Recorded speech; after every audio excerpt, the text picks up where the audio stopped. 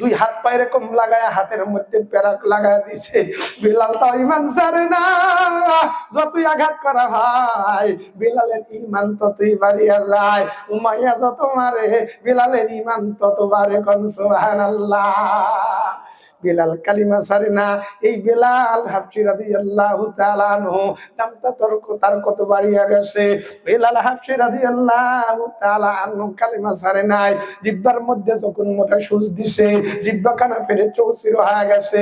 জিহ্বা দিয়ে কথা বলতে পারে না, আগুনের আঙ্গার পর্যন্ত জিহ্বার উপরে রাখছে, জিহ্বা কানা পুড়ে গেছে। এখন থেকে বিলাল আযান দেয়, আশহাদুর জায়গায় শিনটা ভালো করে উচ্চারণ হয় না। কেমনে উচ্চারণ হয় না বাবা? এমনি না, দিনের জন্য যখন মানুষ কষ্ট করে ওই লোকটার দাম তখন বাড়িয়া যায়। হযরতে বেলাল হাবশী মার খাওয়ার পরে ঈমান বৃদ্ধি পাইছে। না দেখা জিনিসের উপরে বেলাল যখন মেহনত করছে, কথা বলেন ঠিক কিনা? ও মুসলমান বাবারা, আমাদের গ্রাম দেশের মা বোন অনেক মুহূর্তে মেহেদি পাতার মধ্যে বাটে, কথা বলেন ঠিক কিনা? মেহেদি পাতা উঠাইয়া পাতার মধ্যে বাটিয়া হাতের মধ্যে লাগাইলে লাল হয়, কথা বলেন ঠিক কিনা? একটা পাতা, ওই পাতাগুলো পাতার মধ্যে যতক্ষণ পর্যন্ত না পেশা হয় হাতের মধ্যে কিন্তু চুল পরিমাণে কোনো রং হবে না। কিয়ামত পর্যন্ত হাতের মধ্যে রাখবেন, রং হবে না, কথা বলেন বাবা ঠিক কিনা? পাতার মধ্যে যখন লাগায় দেন, মা বোন যখন এরকম ভাবে পাতার মধ্যে লাগায় দিয়া হাতের মধ্যে লাগায় দেয়, মুহূর্তের মধ্যে হাতের মধ্যে লাল রং হয়ে যায়। একজন ইমানদার যতক্ষণ পর্যন্ত মায়ের না খায় ওই লোকটার কালিমার নূর কিন্তু প্রকাশ পায় না।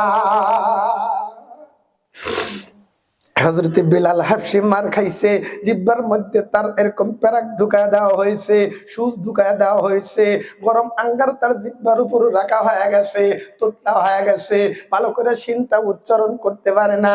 এই জবান এমনি জড়তা হয় নাই, আল্লাহ রাব্বুল আলামিনের উপরে কালিমার উপর অটল থাকার কারণে জিহ্বার মধ্যে তার জড়তা এসে গেছে। হযরত বেলাল যখন আযান দেয় আশহাদু বলতে পারে না, জবান দিয়ে আসহাদু বাইরে হয়ে যায়।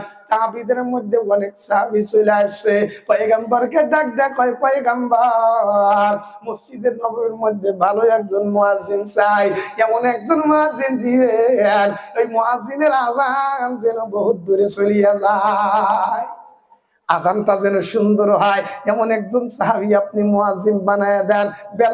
বেলালের আযান তো ভালো না, আর জবান তো দুর্বল হয়ে গেছে, জিহ্বা দিয়া কথা বের হইতে তত্তাপনি মনে হয় শিনের জায়গায় সিন পড়ে।